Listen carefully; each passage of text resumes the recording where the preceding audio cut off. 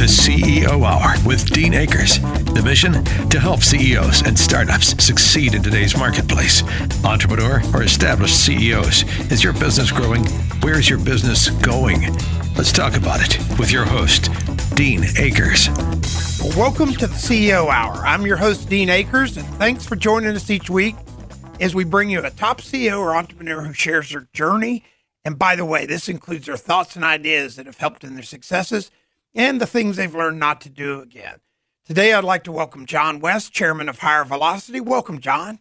Hey, thanks, Dean. It's great to be here. We've known each other for a lot of years, and I enjoy having the opportunity to be with you. Well, you're going to, our listeners out there are really excited about our CEOs and our different entrepreneurs. We've had the mayor on. We've had a bunch of different folks on that share their journey because everybody thinks we're both in our 60s now, and they think we just fell out of the womb where we were, but it wasn't quite that way. That's right. Yeah. Well, let's start there then. Let's start your journey in April of 1956.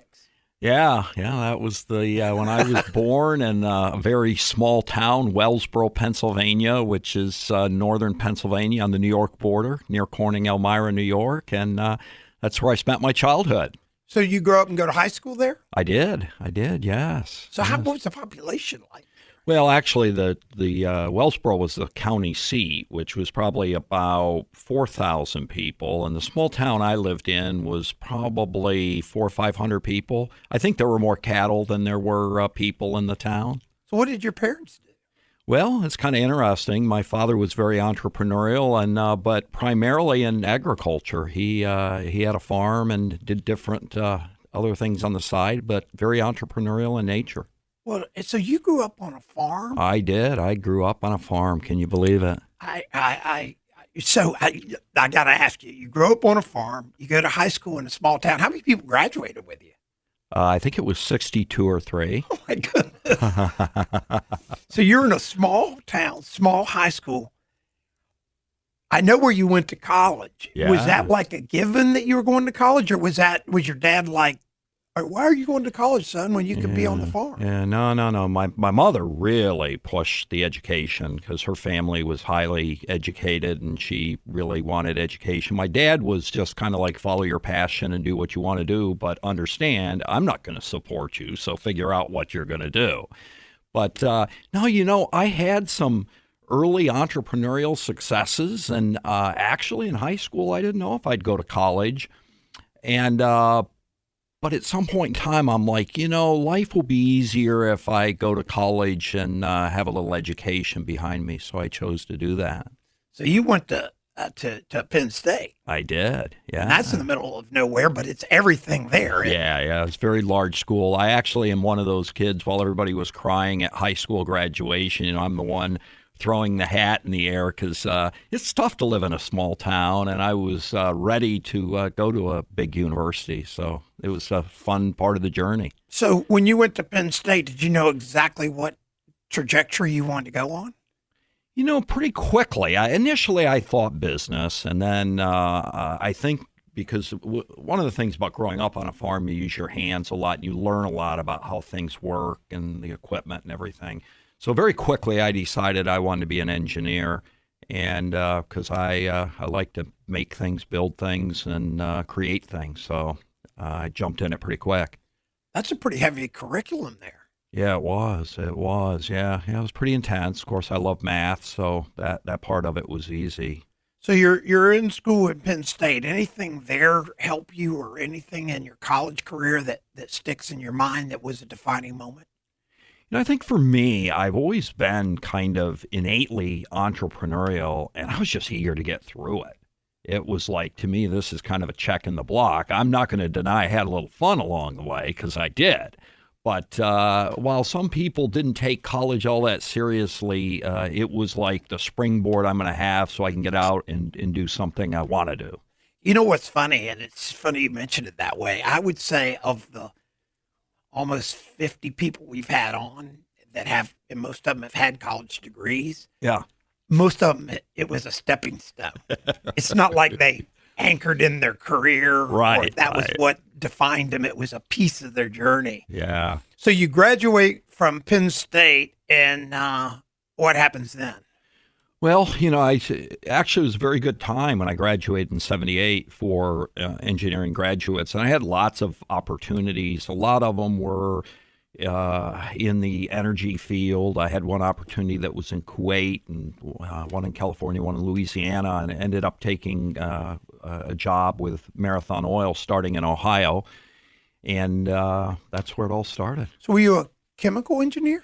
No, I'm actually a civil engineer, but the idea, one of the things I liked about the job I took with Marathon is they kind of said, we don't care what your undergraduate degree is because you're going to have to learn all the other engineering disciplines in our energy business. So that was part of the excitement to learn a whole bunch of other engineering disciplines, including a lot of systems engineering. We were, you think about a refinery or other processing plants, and you have to bring together systems. And it was the time when a lot more electronics and computer systems were being used. Do you look back on that and knowing where you're going to end up, which we know you're in the HR or in the human capital business? Yeah. Do you look back on that and kind of share that a lot of our listeners think it's all about your A's and B's, but really when they're interviewing you, they're looking about what you're all about to see if you're going to be able to grow in their organization, yes or no? Yeah, it's really true. And in fact, I may have been a little bit of a misplaced engineer. One of my interviews was with Rockwell International to help work on the space shuttle. And I had a specialty in structural engineering, and the woman finally kept asking me all these questions about what I wanted to do. And I'm probably more of a generalist than a specialist. And she looked over her glasses and said, "Young man, I don't think you know what you want." And I looked back at her and I said, "Well, I know what I don't want to do, and that's to design, wing struts for the shuttle program." And I think that was pretty much the end of the interview. But she wanted someone who wanted to go do that for the next 20 or 30 years, and that wasn't me. That's priceless. That transparency really made a difference. Yeah. She must have dropped her. She must have just gone, "What? That's crazy." So you go to work with them in Pennsylvania, but you also continue with Actually, your education. Ohio, yeah. I mean, yeah, in Ohio. Bowling Green, right? Yeah. Well, Ohio, I was in a small city called Findlay, Ohio, which was the headquarters then of Marathon Oil. I know Findlay well. That was where I bought my retread rubber for my retread from plants Cooper. back in the day. That talk about throwbacks. Yeah. So you went on to get another degree, though, didn't you? I did, because I quickly understood, and you brought up, I've always had this love for people and human capital. I probably was a little misplaced engineer, so I started working on my MBA, doing that nights. And then in that process, I got transferred to a refinery in Louisiana, and then from there to Tampa, Florida, and then back to Ohio. So I started at Bowling Green and then finished it at Bowling Green. So you get your degree, and then you go to Louisiana to a refinery? Yeah. And how long were you there? It was about a year before I came to Tampa. I was actually the project engineer to build a new loading facility at the refinery. Wow. That had to be a pretty cool place in your journey. Yeah, it really was. It really was. And I was very young to have that level of responsibility. And, they basically said, fly to New Orleans and, pick up your company truck and show up for work. Wow. It was an old sugarcane field where I was to build this new facility. So a lot of fun for early part of my career. So you got to see it from ground up then. Oh, yeah, absolutely. And then I ran it after we completed building it for a short period and before I was asked to come to Tampa on a larger project. So what brought you to Tampa? Well, Tampa, at the time, there were a lot of new environmental regulations. And so Marathon owned one of the largest loading facilities in the port area here, and what they call Hooker's Point. Yeah. A large facility, and we'd bring the oil in primarily from Louisiana and from the refinery over there, loaded into big tanks here and then loaded out into tanker trucks to go out to the service stations so that we all have gasoline for our cars. And those loading facilities were out of compliance with EPA environmental regulations, so my job was to come in and put in new environmentally compliant systems to load the trucks. Wow, John. So when we come back in segment 2, we're going to find out about that part of the journey. But how crazy is this?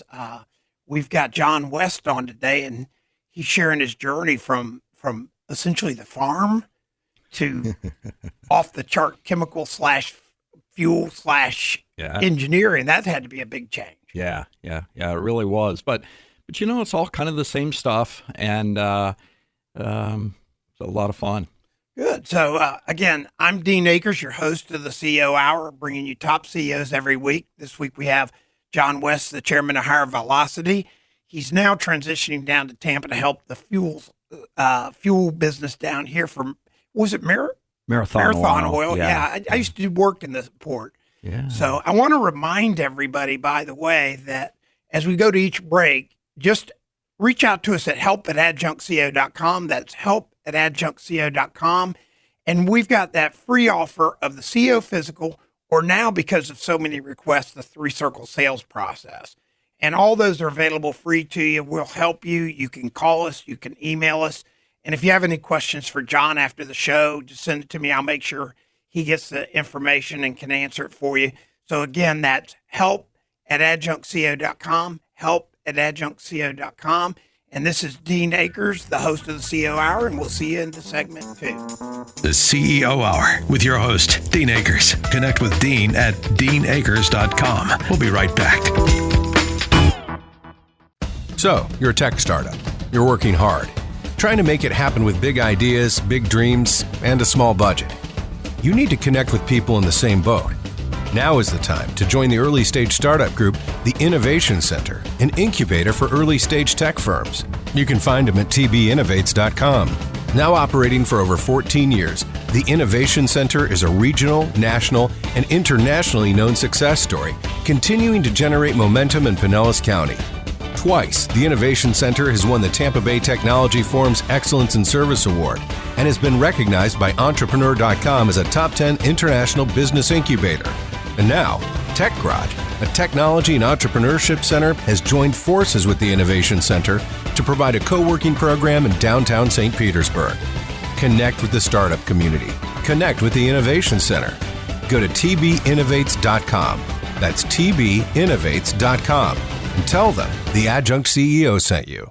If you're a CEO or organizational leader looking to expand your business, join the CEO Council, where you'll meet and exchange ideas with fellow CEOs without the pressures of a sales network environment. You can join today by sending an email to application@adjunctceo.com. The CEO Council is comprised of over 220 fantastic local business leaders you'll be able to learn from because they walk in your shoes every day. When you become a member of the CEO Council, you'll have an opportunity to build trusted relationships during the roundtable meetings, share your triumphs, vet ideas, and work through business challenges with peers who can provide real-world business solutions. The CEO Council offers opportunities to hear from world-renowned speakers that inspire ideas to help members grow as both leaders and individuals. Join the CEO Council. Request your CEO Council membership application today at adjunctceo.com or by sending email to application@adjunctceo.com. That's application@adjunctceo.com. Helping your business succeed in today's marketplace. Welcome back to the CEO Hour with Dean Akers. Well, welcome to CEO Hour. Again, I'm your host, Dean Akers, bringing you top entrepreneurs and CEOs every week that share their journey. Includes their thoughts and ideas that have helped them in their success and things they've learned along the way. Today, our guest, John West, chairman of HireVelocity, has shared with us the first segment of his journey from growing up on a farm in Pennsylvania to heading off to Findlay, Ohio after graduating from Penn State. And now he's gone from Louisiana and is in Tampa, Florida. Right. So what'd you think when you moved to Tampa, Florida? Oh, my God, I loved it. How old were you? I don't know, 24, 25, somewhere in that age range. And Tampa's just such a great place to live. I was hesitant. I actually turned down the request for the transfer the first time because I had also fallen in love with New Orleans. But when I got my arm twisted. I thought you that wasn't where you fell in love. No. That actually is back up in Ohio again. That's a little further. Yeah, I'm still single at this point. So. Okay, so you're in Tampa. Yeah. And you enjoy Tampa. Oh, my God. I mean, what's not to love about Tampa? I bought a sailing boat and had a nice car, and it's just, I'm loving life here. Yeah, you were a bachelor in Tampa with a little money in your pocket because you were pretty successful. Yeah. You had to pinch yourself and make sure you're alive, huh? Yeah, I really did. So what had you leave Tampa again then? Well, another, corporate transfer. And, that's eventually why I chose to leave Marathon, is because they're going to move you around every 12 to 18 months, which is harder as you get older with a family. But, there was another opportunity for me back in Ohio. So I loaded up and off to Ohio I went. Nice thing is it gave me an opportunity to pick back up on the MBA and finish studying for my professional engineering license.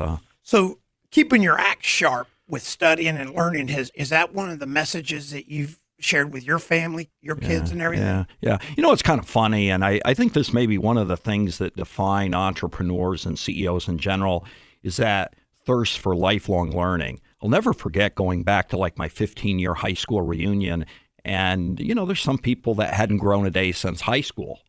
And I think that's what defines a lot of highly successful people, regardless of where you go in your journey, is that desire to learn. You've got to be always growing, always learning something new.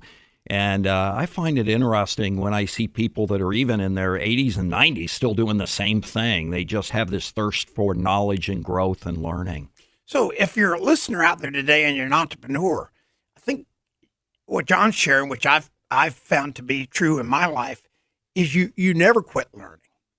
You're never the smartest guy in the room.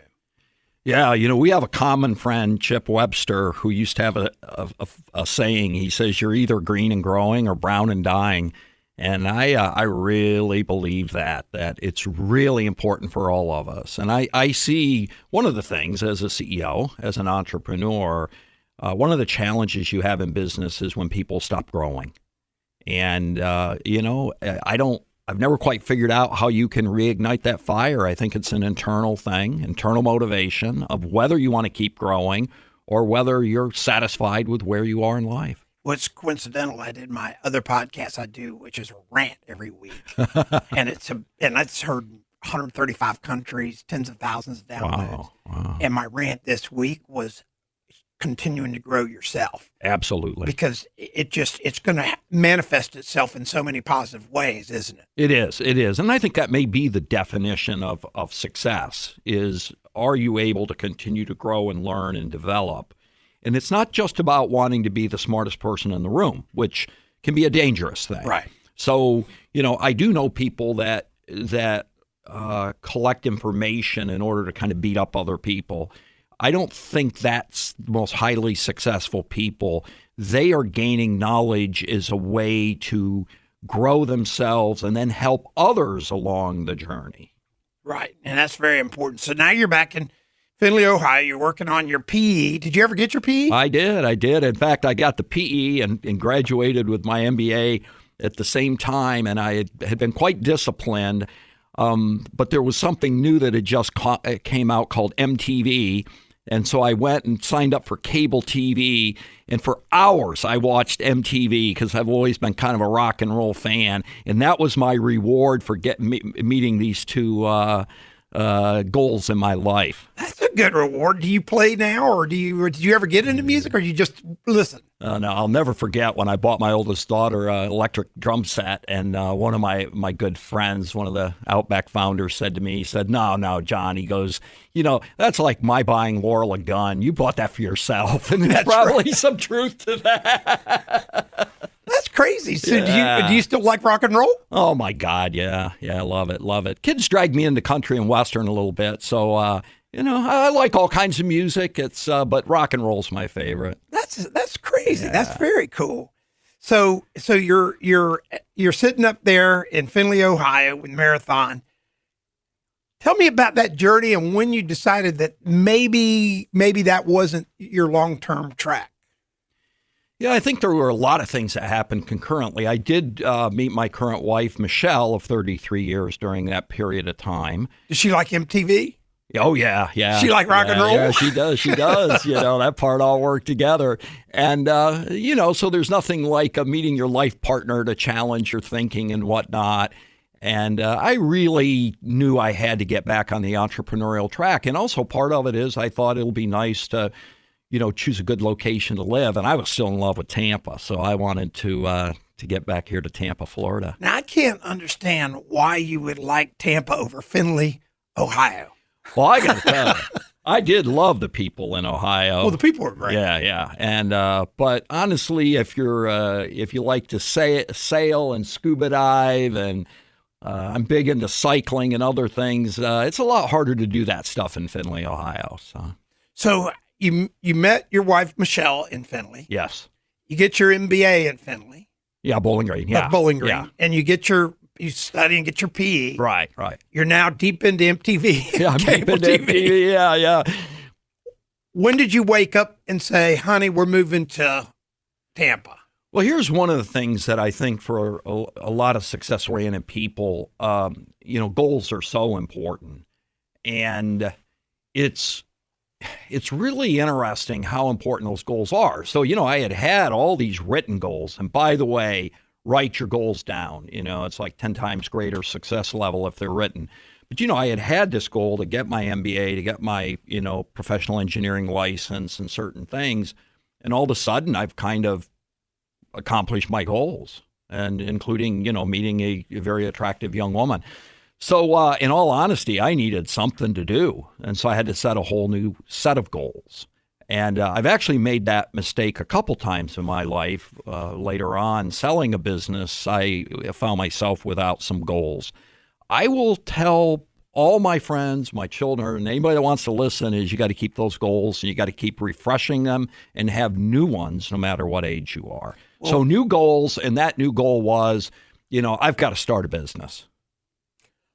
So you're sitting there ready to, so you have a new goal of starting a business. What kept you from starting it in Findlay, Ohio? Well, I actually looked at that. I will have to admit, my wife had grown up in Pittsburgh, and she had not fallen in love with Findlay, Ohio, kind of a small town. And though again, she likes the people, but she's a little more of a city girl. So we eventually agreed on, if we were going to make a move, we talked about different locations, and we decided, she agreed that Tampa was a great location to start a business. That's awesome. Yeah. She grew up in Pittsburgh. That's a very cool city today. Back in the 80s, it was still kind of finding its way. Yeah, it was a steel town with a lot of pollution, a lot of problems. Yeah, now you go there, it's like the most gorgeous city on the planet, and there's no pollution. Yeah, it's great. The only steel there is the buildings. That's right. So now, do you pack up and just come down here as kind of cold, or like? It's pretty close to that. It was kind of funny. In 1986, there were some tax law changes that made us or caused us to accelerate our plans. There was something called 10-year forward averaging, and I had a lot of money in what today you would call a 401k plan that I needed to get out, and I needed that money to start the business, and there were tax implications. So we actually accelerated the plans, and both left very good paying career jobs in December 31st of 86. But before starting the business, we both drove out to the Fiesta Bowl to watch Penn State and Miami play for the national championship. I won't share who won that game because I'm sure we have a lot of Miami fans here, but my wife and I are both Penn State graduates. So, and it worked out well for us. And then we actually went to California for a couple of weeks, and I knew the kind of business I wanted to start. And I would just call up business owners and say, can I talk to you about what you've done? Now, I was shocked. Literally every person in California that I called took a meeting with me and was willing to share their journey and how they had built a similar business. That's a great message for our listeners. And when we come back into segment 3, I want to talk about that because there's so many people that are willing to share. I've had competitors that'll share. Yes. Yeah, everything. And it's just so powerful. And for our listeners out there, that I want to reinforce that again, that you went and you asked similar businesses what it was like, and they were straight up. They were, and they were a big help to me. So when we come back into segment 3, we're going to talk about this journey to Tampa where Michelle and John decided to start their new life. It had to be epic. And we really appreciate you coming to the Tampa Bay area. Again, I'm Dean Akers, your host of the CEO Hour, bringing you top entrepreneurs every week. And this week we have John West, the chairman of HireVelocity. And when we come back into segment 3, he's going to share that started-up journey in Tampa, Florida. See you next week. Helping established CEOs and entrepreneurs. Connect with Dean at deanakers.com. The CEO Hour continues in a moment. Helping to navigate today's marketplace for startups and mainstays. Welcome back to the CEO Hour with Dean Akers. Well, welcome to the third segment of the CEO Hour. Again, I'm your host, Dean Akers, bringing you top CEOs and entrepreneurs each week that share their journey. And this always includes their thoughts and ideas that help them in their success and things they've learned not to do again. We're with John West, chairman of HireVelocity today. And when we came out of segment 2, he was now kind of going around the United States. He's given up this great career. He's married to this wonderful lady that's supportive of him and they're a team, asking great questions and finding out a cool thing that in the break we were talking about how other businesses or even competitive businesses are willing to help you. Yeah, oh my God. It's so funny. And earlier in the journey before coming to Tampa, I actually tried to buy a business in Columbus, Ohio. And this gentleman, Mike, he's like, no, I really don't want to sell to you, but I'll help you however I can. And I'm like, why would you help me? I'm going to compete against you. And he said, well, there's a couple of reasons. He goes, number one, he goes, you ever notice that if there's a Burger King at the intersection and then they build a McDonald's and a Wendy's, everybody's sales go up? And he said, the second reason is if you're going to jump in and compete against me, I want you to be ethical and do it right. So I'd rather help you. Wow. That's so powerful. Yeah. I think that happens more. I think that happens more than people give it credit. Yeah, it really does. And so anybody that's looking at starting a business, growing a business, or whatever, don't hesitate to reach out to your competitors and other people in affiliated business. People are really willing to share. And that's I think that's an important lesson that I learned in life. And I was a little shocked. I still couldn't believe how many of those folks in California were really willing to share what they were doing. Well, they know if they give you good advice and you follow their great advice and you learn from them, you're only going to help, to his point, the industry. Yeah, build the industry, make it stronger. Well, you come to Tampa. What finally, you making this journey around? Yeah. What made you finally head straight to Tampa?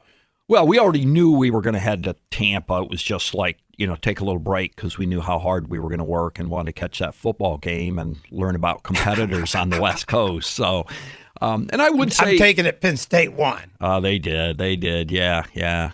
Great game.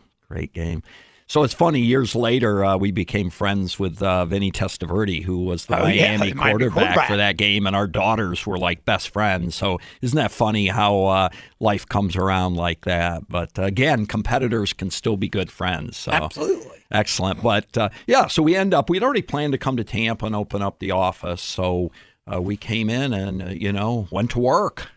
So, okay, but you didn't come down here and open up an office in petrochemicals or petro. No.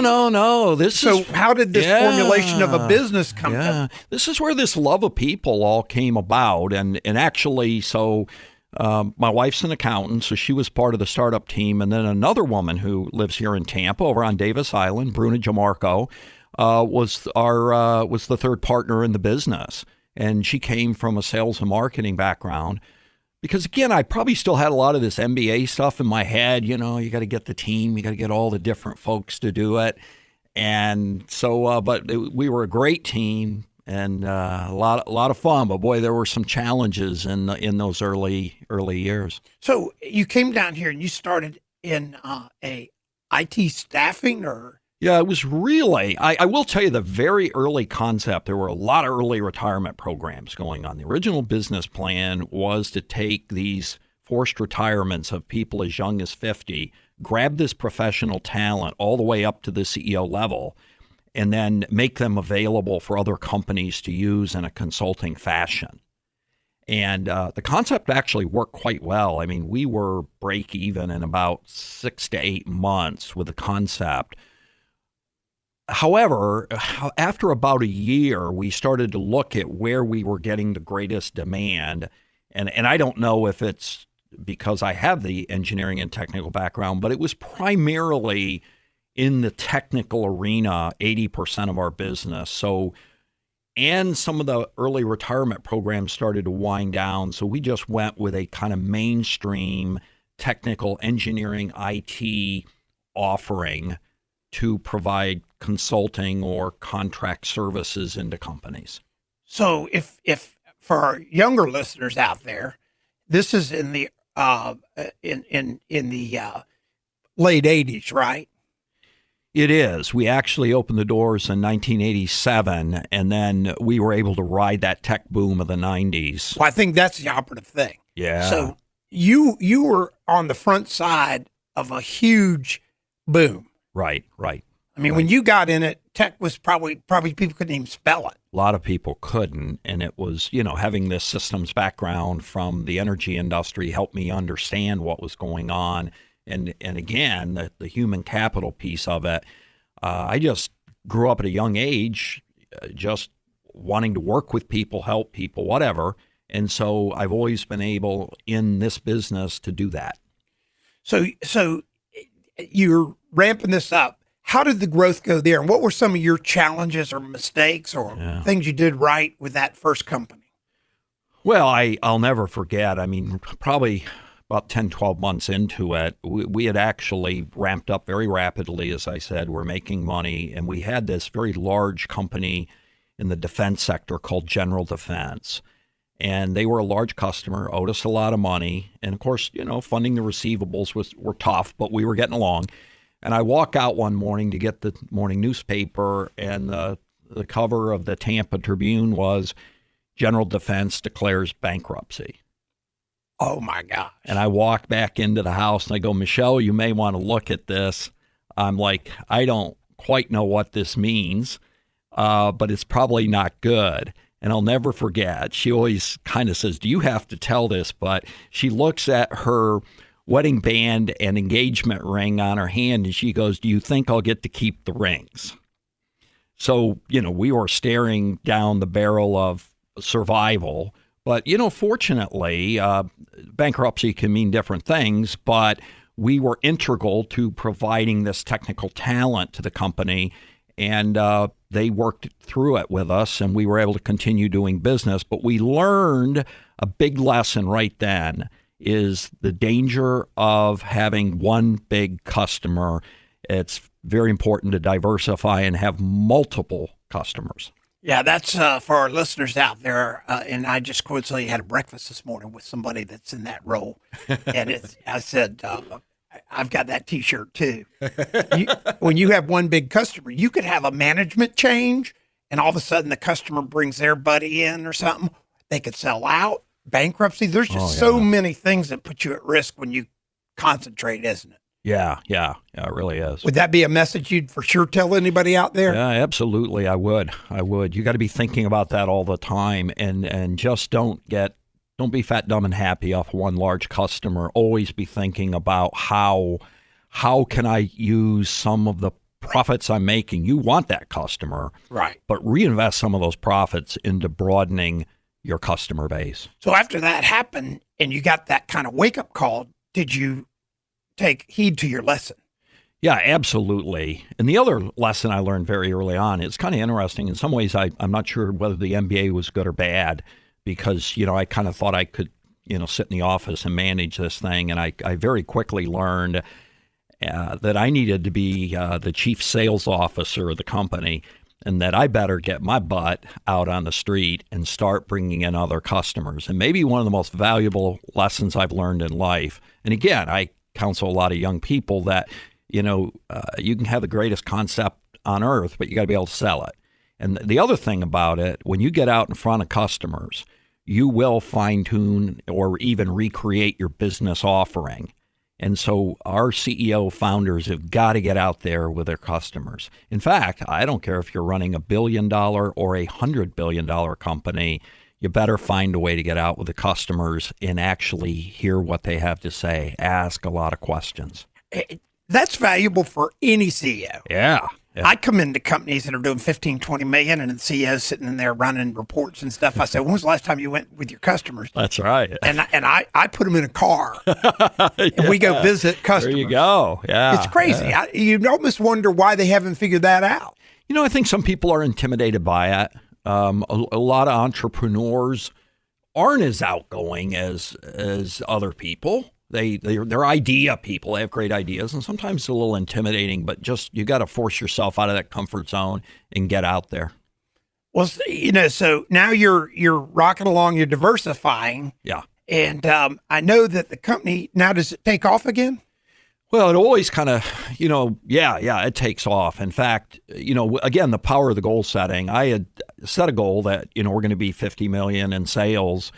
And I'll never forget, we talk about changing goals. When we hit 50 million, I'm like, whoa, I think we're closing in on it one year. I'm like, I better change that. So I actually just scratched out 50 million, wrote in 100 million, and now all the documents going around or all the posters up on the wall say that we're going to be a $100 million company. But again, the importance of goal setting is just so critical. And one of the things I'm very proud of for, the dozen or so years before we actually, entered into a transaction, we were able to grow the company at right around 50% compound annual growth rate.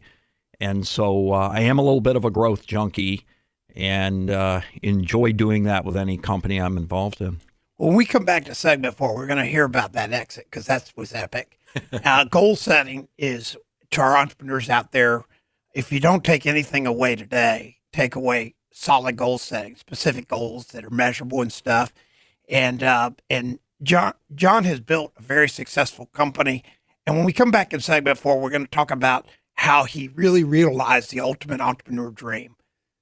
This is Dean Akers, your adjunct CEO, with the host of the CEO Hour, and we will see you in segment 4. Success never takes the weekend off. Connect with Dean at deanakers.com. The CEO Hour continues in a moment.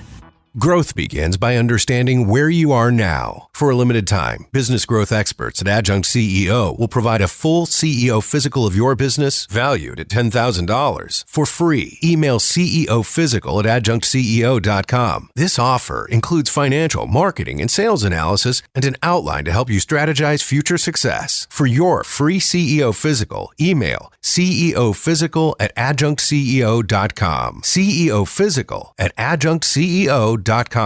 Florida ranks high as a new hub for business growth and innovation. Startups, restarts, and starting over are all part of the new vitality generated as geography and economic opportunity collide. As Florida's entrepreneurial ecosystem grows, many are using Synapse to grow their business. Synapse is a groundbreaking methodology that connects all personas within the innovation economy, utilizing a method that enables all users to progress in meeting their given needs while promoting much-needed community engagement. Never more than now has Florida presented opportunity to be better aligned in business, providing huge potential for greater overall results with strong collaboration and holistic leadership. Synapse is a growth synthesis platform that will allow you to take advantage and flourish in ways you never thought possible as an entrepreneur, as a business, and within the context of community, events, connections, publishing, all with Synapse. See for yourself at synapsefl.com. That's synapsefl.com. Helping your business succeed in today's marketplace. Welcome back to the CEO Hour with Dean Akers. Well, welcome to segment 4 of the CEO Hour. Again, I'm your host, Dean Akers, bringing you top entrepreneurs and CEOs every week that share their journey. This week, we have John West, chairman of HireVelocity. And in the first 3 segments, he has shared some really, really, really cool stuff. And I can tell you, when you get done, we'll be up on a podcast about 2 days after this show. It goes up, and it's the CEO Hour, and it's on iTunes and everywhere else. You're going to want to re-listen to this one because you're going to learn about goal setting. You're going to learn about your journey and all that. But so now, John, you've got your business really rocking, and somebody comes a knocking. Yeah, it's actually interesting. I had a friend, Jonathan Kanger. He's a graduate of the USF PhD program for IO psychology, brilliant man, and had known him for a while. And he calls me up one day. He goes, my company's been acquired by the parent of Monster.com. Today it would be called Monster Worldwide. And he goes, would you want to talk to them? Can I interrupt you? Yeah. So when all this was going on, because I remember this. Yeah. This was all still so new. It was like, what? Yeah. Job boards were, Monster was getting traction, but remember, this is 2000. So we are, just kind of in the early stages. We had started the .com boom, Right. but still a lot of the online kind of businesses are still very nascent in their development. Right. So you get this call from Right. Monster. Yeah. And what happened? Well, it was actually, I remember Super Bowl Sunday in 2000, and I'm sitting out on the patio with Jonathan and, having an late morning drink, I think I should say. And he tells me about it, and I go, well, I think the board thinks we're going to get public because we were now up about $120 million in revenue and looking really good. And I said, but I'll talk. And by April of 2000, we had a deal. And we had merged at that time it was called a pooling of interest. It was a stock swap. So I ended up with the stock in a public company and continued on. Wow. So this Super Bowl be kind of a momentous one for you. Oh, yeah. I always remember it. Yeah. In fact, I'm having dinner with Jonathan next week. I can't thank him enough. Oh, wow. So Monster buys you. What happens then? Well, I stayed for about a year helping them buy up other companies, and I've always loved M&A, so I'm in Australia and India a couple of times, in Europe. New Year's Day 2001, I'm actually in London getting ready for some acquisition meetings. I'm on the phone with my wife, and she says, hey, I just have one question. What was the part I missed about you selling the business and getting more time with the family? And by the way, I've signed you up to run your son's Cub Scout den. So I wrote a 3-month or gave 3-month notice, wrote it on the flight back across the Atlantic and said, I'll do whatever I can to help with the transition, but I've got to go spend some family time. That had to be epic for you. It was epic. I had advisors that would, business coaches that said, what are you doing, John? Your gift is building great teams. You need to be building great teams. I said, well, right now I'm going to go build that great team with the Cub Scouts. Right. And, touch some young lives. And so I did that for a while. And investments on the side. But I really spent a lot of time with my children and their friends and doing what I could to help other people. I think that kind of really pulls you full circle to where you are today, doesn't it? Yeah, it really is, because I kind of went through this period of time of just doing investments, and I don't know that I was totally fulfilled with that, and had the opportunity I had invested in this company, HireVelocity, that does big recruiting projects. When AT&T rolled out the iPhone, we helped them hire 1,800 people, or we can staff a cybersecurity center or a call center. And we had a CEO running the company that moved on to a bigger opportunity with a multi-billion-dollar company. And my wife said, well, why don't you go run it for a while? So that's what I've been doing for about the last year and a half. And I am so energized. I love building teams. That's awesome. It's funny. When I sold my tire company, I was at home for a while. My wife said, I married you for better or worse, not for lunch. There you go. I heard that. Yeah, she said about the same thing. Yeah. But she was just much more diplomatic. That's right. She got you home as a Cub Scout leader, and then she said, you probably need to go run another company. She was tired of you trying to run her house. That is awesome. So what messages would you like? You're now doing HireVelocity. You're growing that company today. You're still an investor in companies, right? Right, I am, yes. So all our entrepreneurs, even our CEOs out there, our young folks, what kind of messages do you want to make sure they know from you that will help them when they finish our show today? Dean, both you and I have known a great guy, Dennis Fontaine, that built a company called Advance Auto Parts. I got to interrupt you. Yeah. He's one of my top 3 that I quote to this day. And what does he say? Build your people. Yeah, build a great team, and the team will build the business. And I believe that to the core of my soul. So you focus on building great teams, and great teams build great businesses. And I know people try to do it other ways, but we see a lot of different companies. And when companies forget about taking care of their people and building those great teams, they do not succeed. Give me a couple quick points that would be specific to building a team versus rah-rah build a team. some examples that you've seen that have helped you.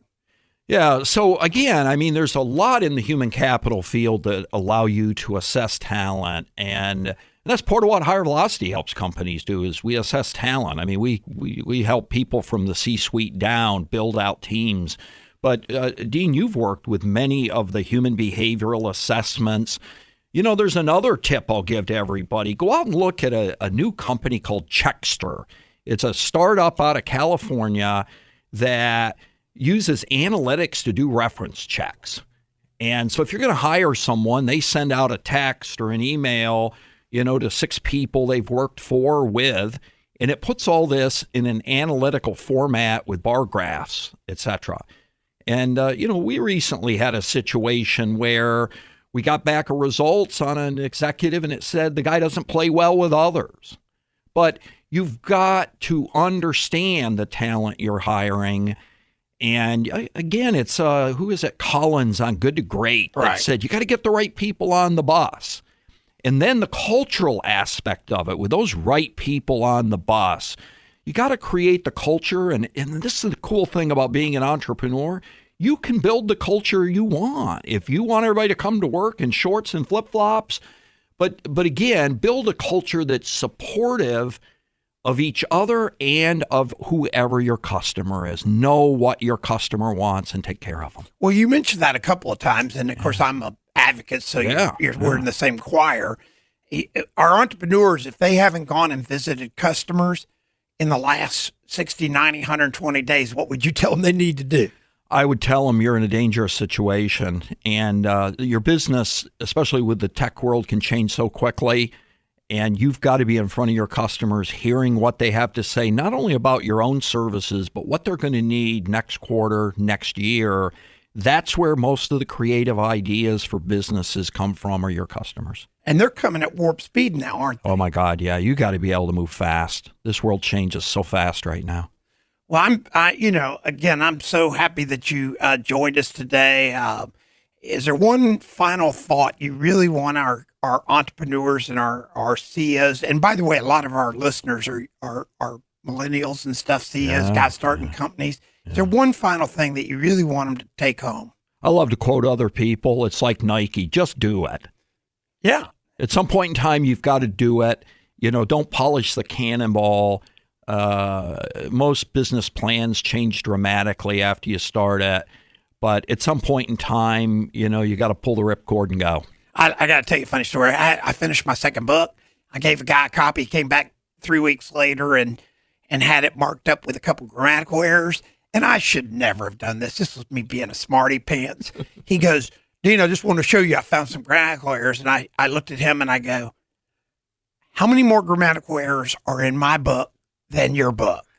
And he goes, I've never written one. I said, exactly. So that kind of goes back. Yeah. You can work on getting to perfection, but you may never get to the starting blocks. That is exactly right. And you're going to find some things, to your point, are you going to find things along the way you're going to fix and change and pivot on? Yeah, you absolutely are. And I'll tell you what, if you are the person who is a little bit on the perfectionist side, then go get a business partner who has a little fire-ready aim in their blood to balance you out, because that's another thing.